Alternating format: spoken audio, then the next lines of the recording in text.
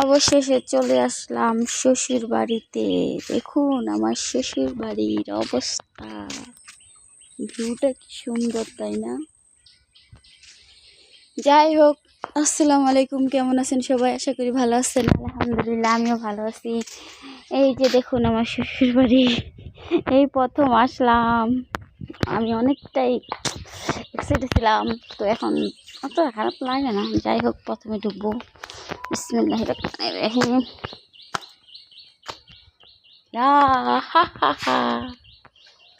দেখুন আমার শ্বশুর বাড়ি।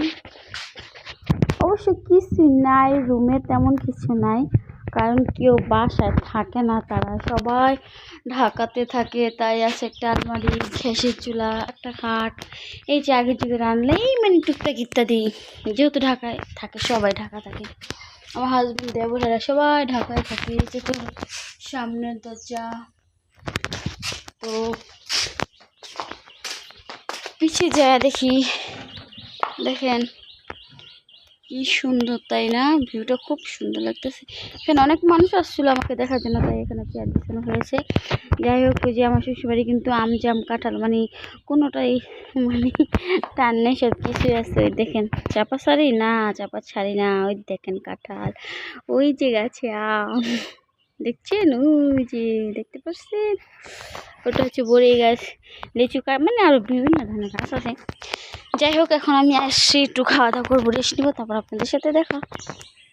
খাওয়া দাওয়া শেষ করে এখন চলে আসলাম একটু রেস্ট নিয়ে গাছ লাগাইতে। এই যে বলেন তো এটা কি গাছ? এটা হলো সাজনা গাছ। এটা নরসিংদী থেকে আনা হয়েছে আমার জালের বাপের বাড়ির থেকে। ওইটা আমি ঢাকাতে ছাদে লাগাইছি, এখন ওইখান থেকে আবার এখানে নিয়ে আসছি, যেটা আমি এখন এই বরিশাল লাগাবো। যেহেতু এখানে কেউ থাকে না, তারপর আমি মানে অনেক ফল গাছে আছে, ওই যে আরমুজ দেখা যাচ্ছে, আম কাঁঠাল লিচু বলতে সবই আছে, জলফি চুলফি আমরা, ঠিক আছে। তো এখন লাগাবো, ঠিক আছে। তো দেশে কি এখনও সবাই আসি না আসি, মানে এখনও কারো গ্যারান্টি নেই, ঠিক নেই। যাই হোক, দেখতে থাকেন গাছটা আমি কীভাবে লাগাই। তো আমার নিজে হাতেই লাগাবো। পুরো বাড়ি জঙ্গল হয়ে রয়েছে, দেখছেন, জঙ্গল, যেহেতু কেউ নাই, ওই যে ক্ষেত।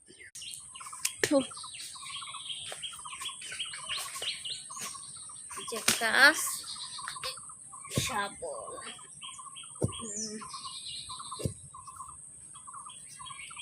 অনেক গভীর করতে হবে বুঝছেন, নাহলে গাছটা বাঁচবে না।